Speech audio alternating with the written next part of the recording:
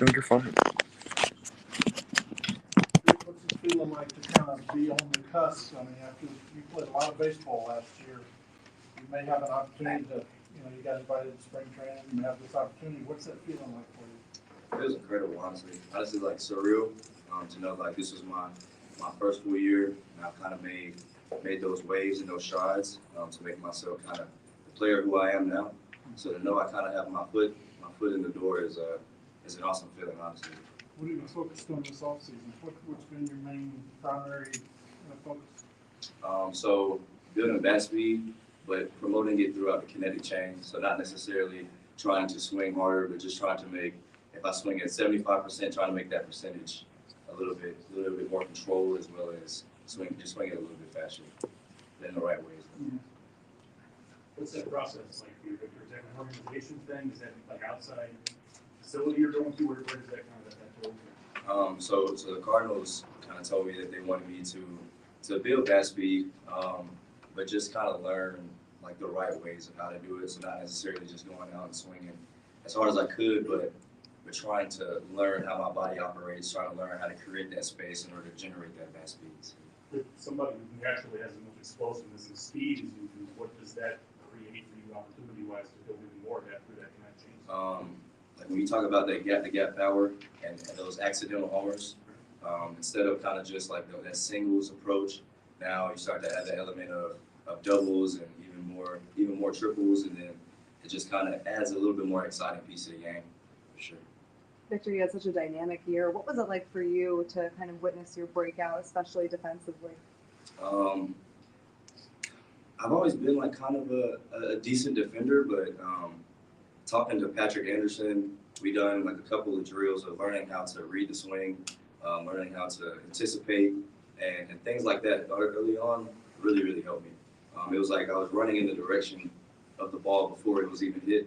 And at that point, I kind of was like running and smiling at the same time, because I was like, man, this is insane. I never thought I'd be getting jumps like this. I never thought I'd be catching these type of balls on these routes. I'm just like shaking my head, kind of blown away about it. Have you had a chance to reflect on everything that you did this past year? Yeah. After the fall league, I took a trip to Cancun, which was awesome. The water was super blue. Had a great time. But I definitely sat there and ate some pretty good food, enjoyed my time, kind of sat there and reflected. So it was awesome. We talked about this before, but selectiveness versus aggressiveness at the plate. Where's your stance on that? So with selectiveness versus aggressiveness, I feel like you have to be aggressive. Like you have to know what type of player you are. You have to kind of understand where the ball is, what type of pitch flights there are. But that also has to do with being like a leadoff hitter. For me, I can't necessarily swing at the first pitch every time.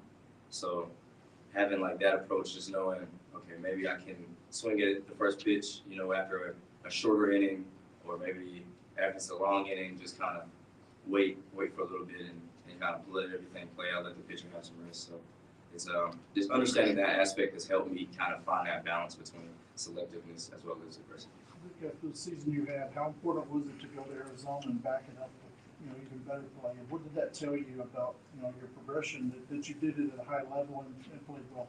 Yeah, honestly, I'll kind of harp on the fall league a little bit. It was awesome. I definitely enjoyed it, but the fall league to me was kind of like an all-star game every day, because you're almost facing a new pitcher from a new organization with a different philosophy. Like, say if you face like a Rockies pitcher, he goes like fastball first and into his off speed, and then you may face a Pirate pitcher out the bullpen who's the complete opposite. Mm-hmm. So to kind of put my skills to the test there and see results was awesome. Kind of let me know that that I may be ready for my shot. Mm-hmm. When you talk about like that speed of what are some of the specific things you're doing, and where did you go somewhere to continue working on them? Yeah, so in the off season I work out with Michael Butler at the Champ Bay Grindhouse and Randolph Gasaway, who's a hitting coach. But what we worked on a lot was kind of like a soft surface and hard surface.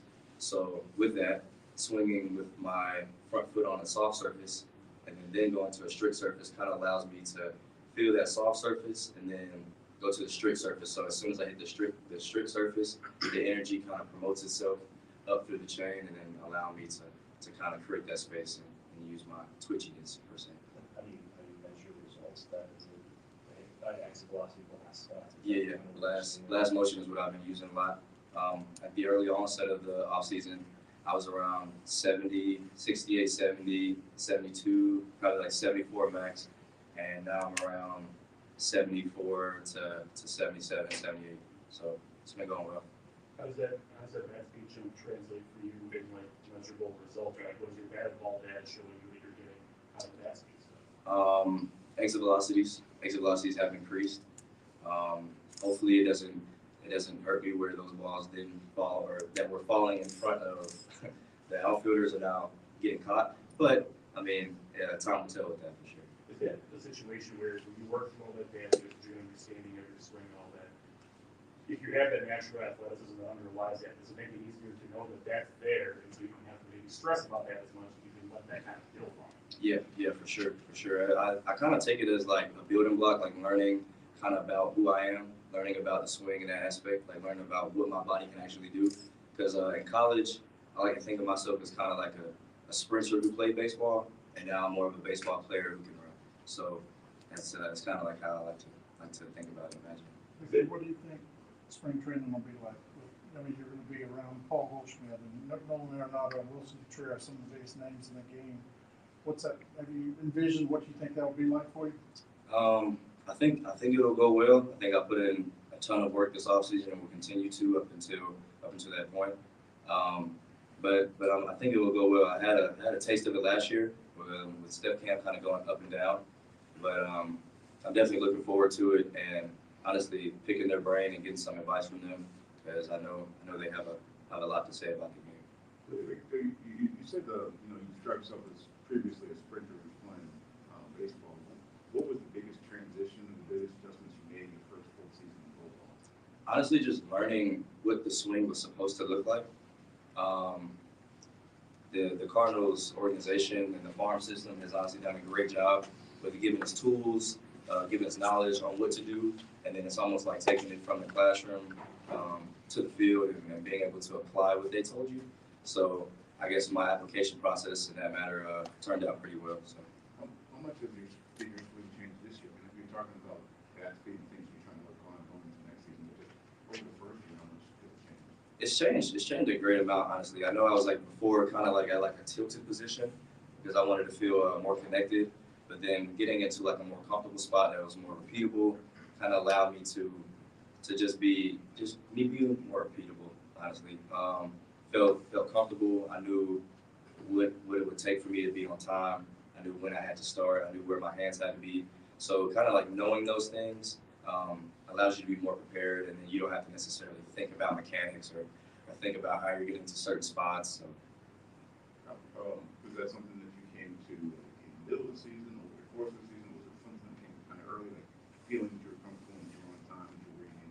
It was definitely like over the course of the season, just like kind of learning how to kind of implement these things in game, because everyone can or should be able to do it in the cage, but when you get into that open environment of a game, it's something different. So being able to know what you're doing, know what you're capable of, those things are extremely important. So over the course of the season, for sure.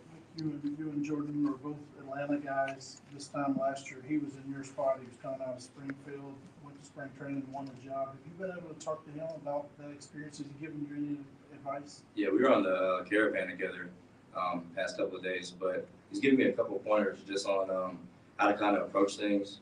Not necessarily like being in the way, but being noticed, being known. So he definitely did that last year and won his job, won a spot. So kind of taking that knowledge from him, just knowing that if I just continue to be myself, then I'll have a pretty good opportunity. Hey Victor, what's your mindset when you get on first base, and how much of the base stealing aspect of your game do you relish when you're out there? So anybody that's necessarily from a 1-5 to a 1-3 to the plate is pretty much just green light, go.